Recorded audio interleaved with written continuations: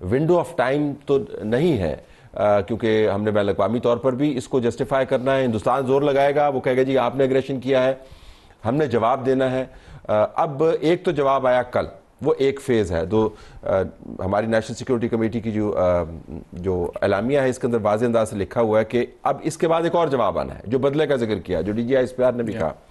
नौयत क्या होगी, हमारे पास क्या ऑप्शंस हैं करने के? देखें, इन्होंने लीगल फ्रेमवर्क में अमर साहब ने बात की। मैं अब जो जवाब की नौयत है उसके 3 पहलू हैं। एक उसका सियासी पहलू है, एक उसका सिफारती पहलू है, एक कानूनी और एक उसका फिजिकल पहलू है।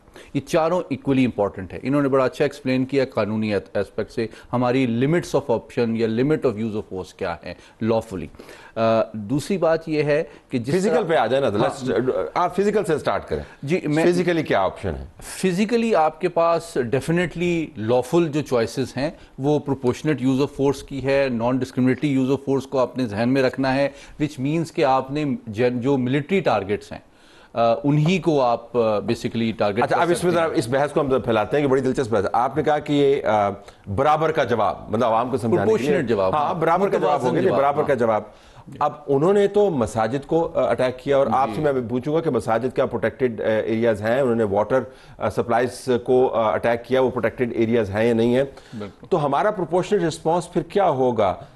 जो हम चॉइसेस एक्सरसाइज करेंगे, जो हम टूल्स इस्तेमाल करेंगे, उसमें हमें प्रोपोर्शनल रिस्पांस दिखाना, क्योंकि टारगेट तो उनके सिविलियंस थे, हम तो सिविलियंस को हिट नहीं करेंगे। ये बहुत अहम सवाल है। देखें, इसमें एक्चुअली जो स्ट्रेटेजिक ऑब्जेक्टिव है पाकिस्तान के इन चॉइसेस के हवाले से, वो यकीनी तौर पे ये है कि पाकिस्तान एक रिस्पॉन्सिबल न्यूक्लियर पावर के तौर पे सामने आए और भारत को एक्सपोज भी करे कि उसका बिहेवियर अनलॉफुल भी है, यूनिलैटरल भी है, अनप्रोवोक्ड भी है और इमोरल भी है। ठीक, तो ये चॉइसेस हम ये इसी तरह से साबित कर रहे हैं। और आज के दिन आपने देखा जो पिछले 6 घंटे में बातें हुई हैं, पार्लियामेंट से प्राइम मिनिस्टर ने जो खिताब किया है, आज जो एक बच्चे के जनाजे में उन्होंने शिरकत की है, आज तस्वीर भी दिखाई, सिर्फ एक बच्चा नहीं है, बच्चों को टारगेट किया गया। जी बिल्कुल। और फिर ये बात अब DGI-SPR ने भी कही कि 57 एयरलाइंस जो उस वक्त फजा में थी, उनको भी आपने एक तरह से उनकी सेफ्टी को भी आपने कॉम्प्रोमाइज किया। और फिर प्राइम मिनिस्टर और मिलिट्री जो स्पोक्सपर्सन हैं, दोनों ने आखिर में ये जो बात की है, की सिग्नल ये है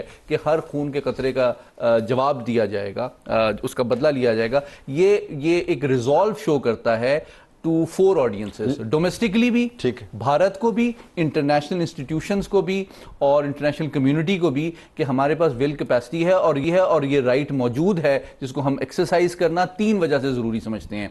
एक तो हमने डेटरेंस स्टेबिलिटी को रिस्टोर करना है, और भारत की ये जो 15 साल पुरानी ख्वाहिश है कि वो स्ट्रेटेजिक या एक सर्जिकल स्ट्राइक की स्पेस एक न्यू नॉर्मल के तौर पे डेवलप करे, इसको भी उन्होंने हमेशा के लिए बंद करना है।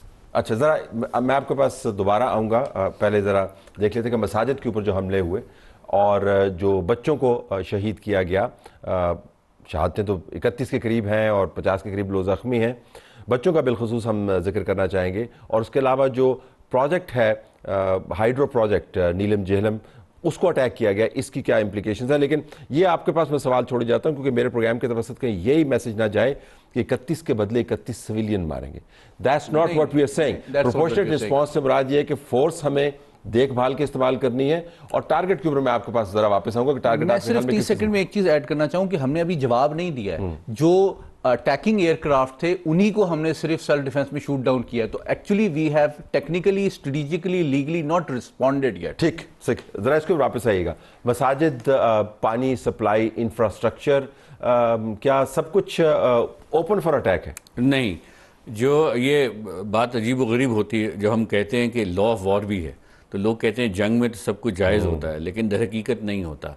जो बैनुल अक़वामी क़वानीन, ख़ासतौर पर जिनीवा कन्वेंशंस और एडिशनल प्रोटोकॉल्स, हेग में लॉ बने हुए, और ये 1920 से डेवलप हुआ है लॉ, जो बेसिकली कहता है कि अगर मिलिट्री नेसेसिटी में आपने ताकत का इस्तेमाल किसी भी वजह से करना है, चाहे वो कॉन्ट्रोवर्शियल वजह है, जस्टिफाइड वॉर है, जो भी है वो अपनी जगह, जब भी आप ताकत का इस्तेमाल करेंगे तो आपके सामने कुछ पैरामीटर्स होंगे, आपके सामने कुछ इंसानी तकाजे होंगे, उनको सामने रखते हुए आपने करना है कि आपका टारगेट सिर्फ मिलिट्री या उससे रिलेटेड टारगेट्स होंगे।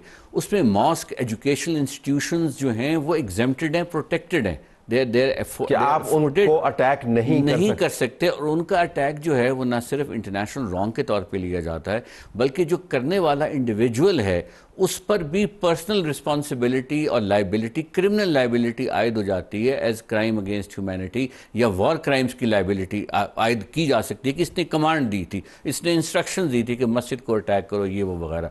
सो ये बड़ा सीरियस लॉ है। क्लियरली हिंदुस्तान ने बाकी भी कवायद और जवाबित और बैन-अल-अक़वामी कवानीन वायलेट किए हैं उसने, लेकिन यहाँ पर तो लिखा हुआ है कानून जी कि आप ये नहीं कर सकते। बिल्कुल लिखा हुआ पानी का भी इसी तरह है कि ऐसे मैटर्स जो सिविलियन इंफ्रास्ट्रक्चर से रिलेट करते हैं उनको बड़ी इंपॉर्टेंट और उनको सैंक्टिटी दी जाती है, उनको प्रोटेक्शन दी जाती है, और हर तरह की वॉर में अमूमन अवॉइड किया जाता है कि इस नौयत के डैम्स को, पानी के रिजर्वायर्स वगैरह को ना उसके बीच में लाया जाए। तो target selection now has become a very professional framework. उसमें इवन वकला को भी सुना है, कंसल्ट किया जाता है। और अमेरिका के जितने भी ये वॉर्स वगैरह मिडल ईस्ट में होती थी, इनके जो बहरी बेड़े थे, इन पर जैक ब्रांच के लॉयर्स जो स्पेशलाइज करते थे इंटरनेशनल ह्यूमैनिटेरियन लॉ में, वो टारगेट सिलेक्शन पर बाकायदा ओपिनियंस दिया करते थे। International committee of red cross को तो वैसे आप जानते हैं इन द कॉन्टेक्स्ट ऑफ कि वो बहुत ज़्यादा एफर्ट करते हैं रिलीफ का, बट उनका एक एडिशनल पैरामीटर्स या फ्रेमवर्क ये है कि ICRC जो है वो जिनीवा कन्वेंशंस के कवानीन की कस्टोडियन है।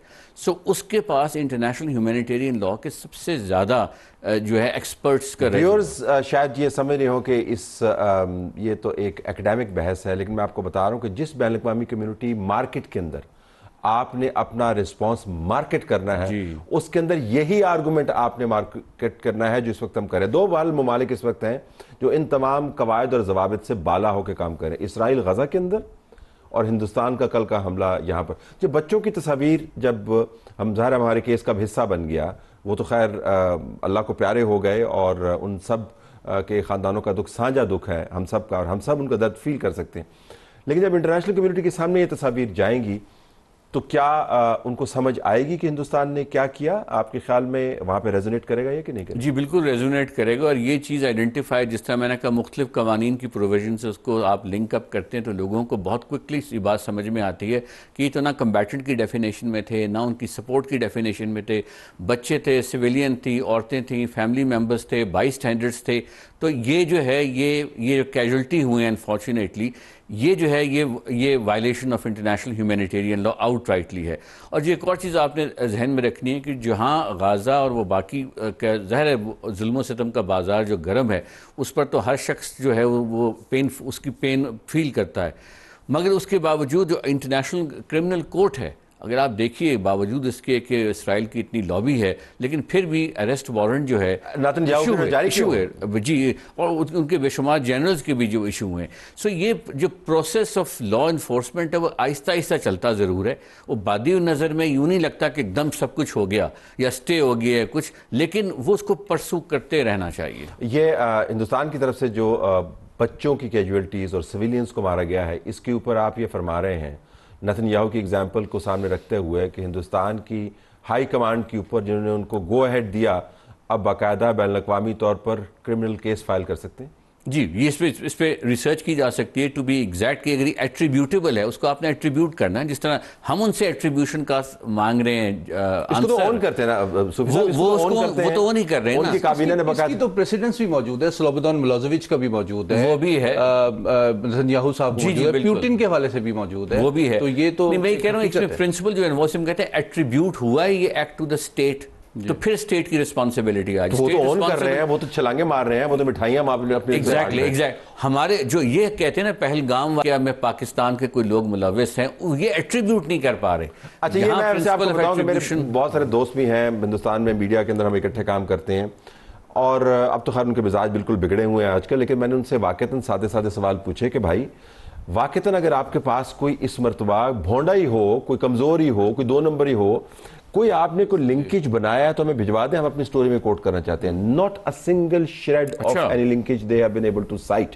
बल्कि अभी भी वो उनकी जो इंतजामिया है वो इश्तिहारात दे के लोगों से शवाहिद मांग रही है कि अगर आपके पास मालूमात मौजूद हैं पहलगाम के हवाले से, ये अब आज की हम खबर आपको दे रहे हैं, तो आप हमसे मालूमात शेयर कीजिए। सो दे हैव नो एविडेंस, लेकिन यहाँ पर तो उन्होंने बाकायदा हमला किया। वापस आइए, इसमें तलत साहब अलाउ मी, एक यूएन सिक्योरिटी काउंसिल का एक मैकेनिज्म है काउंटर टेररिज्म कमेटी, जिसकी जॉब डिस्क्रिप्शन ही है टेररिज्म को काउंटर करने के सारे मामलात को देखना ग्लोबली, और उसमें तमाम मुल्क जो है अपनी रिपोर्ट्स फाइल करने के पाबंद है हर साल, पाकिस्तान इंडिया भी करते हैं। That is a venue. अगर इंडिया ये समझता है कि हमारी इन्वॉल्वमेंट का उसको शक है, ये शवायद, that is a place to take this matter कि जी ये पहलगाम का वाक़या हुआ है, मेरा ख्याल है पाकिस्तान से कुछ लोग आए थे, मैं इसको यहाँ रखता हूँ, ताकि फिर सिक्योरिटी काउंसिल के व्हील्स वहां भी वो नहीं गए। जो वेन्यू डेजिग्नेटेड है उसके लिए तो अभी it's too late for that, it's not too late for that. लेकिन मैं ये कह रहा हूं कि गोइंग फॉरवर्ड एक स्टेज आएगी इंडिया पाकिस्तान की इस स्टैंड ऑफ में भी